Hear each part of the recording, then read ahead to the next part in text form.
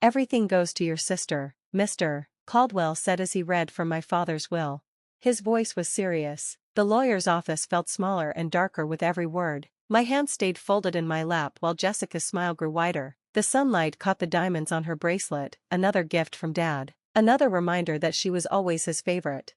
At 32, I was watching my father choose Jessica over me one last time. No surprise there. The properties at 1542 Pine Grove Avenue, 789 Lakeview Drive, and the summer house in Newport all go to Jessica Morgan Pierce. Mr. Caldwell continued. The family business, Morgan Communications, also belongs to Jessica Morgan Pierce. Jessica leaned back in her chair, glowing with satisfaction. She looked perfect, designer dress, flawless hair, polished nails. She was everything my father wanted in a daughter: smart, obedient, married to the right man, a mother to the right children. And me? I was the disappointment, a marine biologist instead of a businesswoman, divorced from the man my father chose for me because I refused to ignore his cheating. I had built my own life, my own success, but none of it mattered to Dad. Jessica turned to me with fake sympathy. "Oh, Lexi, I'm so sorry, but you know how Dad felt about your choices." I met her gaze. "I'm well aware, Jess." Mr. Caldwell cleared his throat. "There's a small personal account set aside for Alexandra, containing family photos and some of your grandmother's jewelry." Jessica laughed. "Well, at least you got the family photos. Not sure where you'll put them in that tiny apartment of yours." I stood up, smoothing my dress. "Are we done here, Mr. Caldwell?" He nodded, clearly relieved I wasn't causing a scene. As I walked toward the door, Jessica called after me, her voice sweet but fake. "Don't worry, Lexi, I'll take care of you. Maybe there's even a job for you at Morgan Communications, something entry-level." "Of course." I turned back and gave her a small smile. "That's generous, Jess, but I'll be just fine." That evening, I drove home in silence. The trees along the road were golden and red, Mom's favorite time of year. She would have hated what Dad did today. My phone buzzed. A text from Jessica.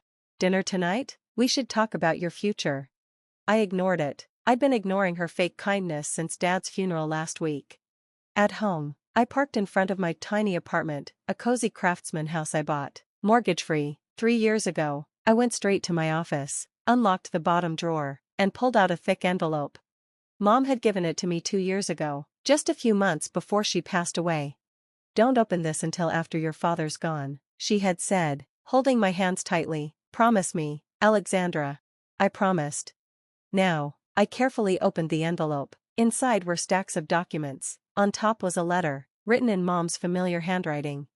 "My dearest Alexandra, if you're reading this, your father is gone, and I'm sure he's done exactly what I feared. Your father was a brilliant businessman, but he never understood what truly mattered. He let his pride and outdated beliefs blind him to what was most valuable, you. What he also never realized is that while he was busy building Morgan Communications, I was building something of my own. For 20 years, I invested in sustainable technology companies. Because of you, while your father dismissed your passion for marine conservation as a silly dream, I saw the future. These investments have grown, far beyond what I ever imagined. They're worth more than Morgan Communications now, and everything is in your name.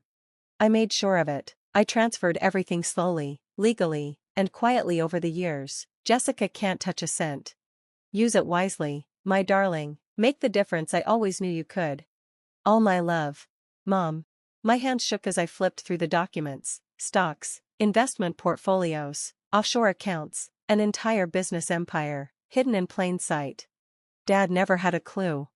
My phone buzzed again. Another text from Jessica. "Seriously, Lexi, we need to talk about arrangements. Dad would have wanted us to work together." This time, I replied. "You're right, we should talk. Why don't you come over tomorrow morning? I have something to show you." The next morning, at exactly 10 a.m., Jessica rang my doorbell. She stood there, dressed in another designer outfit, looking polished and perfect. Her eyes flicked over my house, barely hiding her judgment. "Oh, Lexi," she sighed, stepping inside. "We really need to talk about getting you set up properly. This isn't the kind of place a Morgan should be living in." I ignored her and led her to the dining room. "You're right, Jess, we do need to talk. There's something Mom wanted you to see." Her face hardened at the mention of Mom. They were never close. Jessica was Dad's daughter through and through. What are you talking about? She asked. I gestured to the stack of documents on the table. Take a look. Jessica hesitated before picking up the papers. I watched as her smirk faded, her face paled, then turned red with anger. This can't be real, she stammered. Mom was just a housewife. She didn't know anything about business. I smiled. Looks like Mom knew more than you thought. Mom had spent years pretending to be the quiet, supportive wife while secretly building something bigger than Dad ever could. Oh, it's real, I said. Every document is verified. Mom knew exactly what she was doing. And now, so do I. Jessica's hands clenched into fists. But Dad's company, Morgan Communications, that's mine. Yeah, I nodded, just like Dad wanted. But Mom's legacy? That's mine. And it's worth about 10 times more than what you inherited. Silence. Jessica tapped her nails on the table, thinking, planning her next move. Finally, she spoke in her smooth, businesslike voice. We could work together, Lexi, combine our resources, with Morgan Communications infrastructure and Mom's investments. No, Jess, I interrupted. That's not what Mom wanted, and it's not what I want. You got what Dad planned for you. This is mine. Jessica's mask slipped for a second, showing something raw, fear, maybe, but she recovered fast. She stood up. You're making a mistake, she said coldly. I smiled. Maybe, but at least it's mine to make. She stormed out, her designer heels clicking angrily on the pavement. For the first time in years, I felt free. Mom had been right. Success isn't always loud. Sometimes, the quietest people make the biggest moves. My phone buzzed. A text from Jessica. This isn't over, Lexi. I glanced at the locked safe in my office, where I had stored copies of all the documents. My lawyer was already handling everything. I replied, you're right. It's just beginning. The next morning, I woke up to 14 missed calls and a flood of messages from relatives. Jessica had made sure the news spread fast. Alexandra, how could you do this to your sister? Your father would be devastated. Aunt Patricia. Let's talk business. I've got great investment ideas. Cousin Michael. I put my phone down and smiled. For the first time, I was in control. I got a text from a cousin I barely spoke to. Hey, remember when we played as kids? Let's catch up.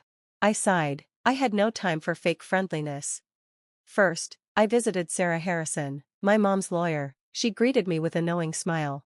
Your mom knew Jessica would try to fight this, she said, sliding a folder to me. Inside were detailed records, proof that Mom had carefully planned everything before passing. Jessica will say she was mentally unfit, Sarah continued, but your mom was 10 steps ahead. Business meetings, investments, even recorded conversations, she documented everything. I couldn't help but smile. Mom didn't just build a business, she built a strategy. She had also funded environmental projects in secret. One was led by Dr. James Chen, a scientist working on ocean pollution. When I visited his lab, he was shocked. Your mom was our anonymous supporter? We've wanted to thank her for years. She believed in your work, I said, placing a contract on his desk, and I want to increase the funding. As we planned, my phone buzzed. Jessica. You can't just walk away from family. Dad built this for both of us. Dad's legacy was ruthless business tactics. Mom's, innovation and sustainability. The choice was clear. That evening, Jessica was waiting outside my house. We need to talk, Lexi. I let her in. She looked nervous. Mom's investments tanked our stock. The board is panicking. I leaned back. Sounds like a you problem. No, it's an us problem, she snapped. People are saying Dad was outdated, that he never saw this coming. They're not wrong. Jessica's face tightened. How can you be so cold? This is Dad we're talking about. The same Dad who cut me out of his will, who mocked my choices? You did the same, Jess. She flinched. We both knew it was true. I pulled up my laptop and showed her research on sustainable business growth. Dad's model is dying. Mom saw it years ago. Jessica's business mind kicked in. Morgan Communications could adapt, with the right partnership. With my money, I corrected. With your investment, she countered, we could modernize Dad's company, honor both their legacies. I shook my head. Not happening. I'm done living in your shadow. Jessica sighed. I don't know how to do this without you, Lexi. Dad said we were stronger together, I admitted, but he was wrong about a lot of things. The next morning, my Uncle Robert, Dad's younger brother, showed up. Your father would be furious, he said. You're letting the company crash.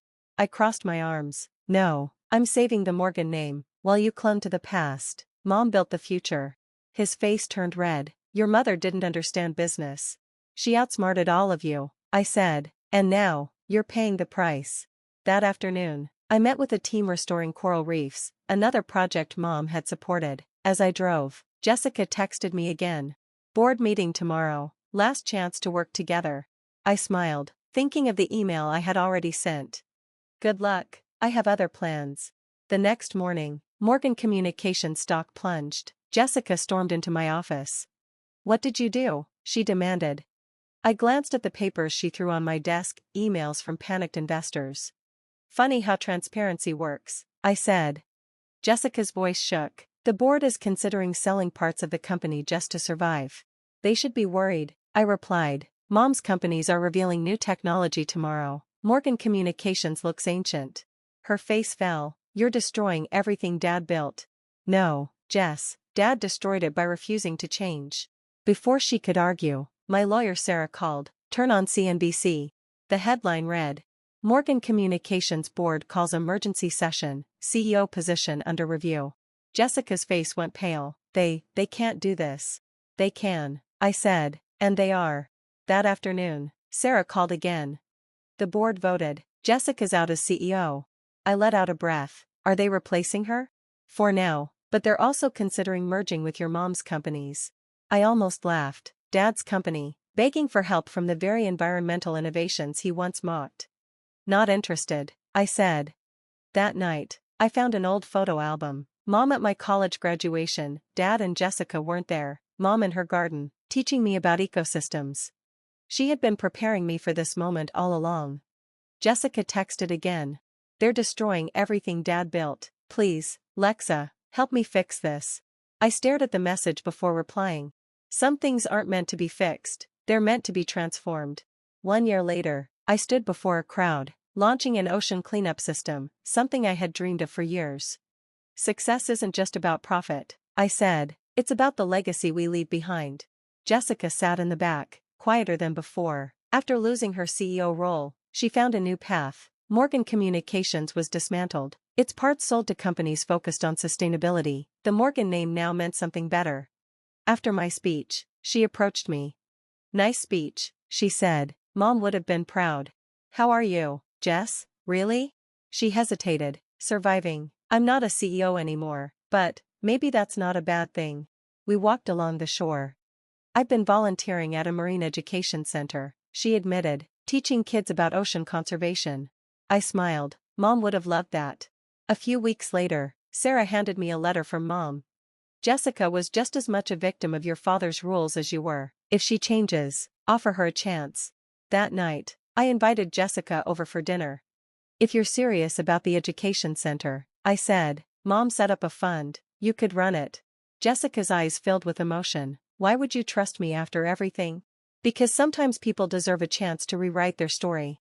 Over time, she threw herself into the work. It was strange, being allies instead of rivals, but Mom had been right. People can change when given the chance. On Mom's birthday, we stood in her garden. Jessica touched the roses. She used to talk about balance, she murmured. I never listened. I smiled. She never gave up on us. Jessica turned to me, serious. I'm sorry, Lexi, I spent so long trying to be Dad's daughter. I forgot how to be Mom's too. For the first time in years, I hugged my sister. Mom's legacy wasn't just about business, it was about transformation, and in the end, she saved both of us.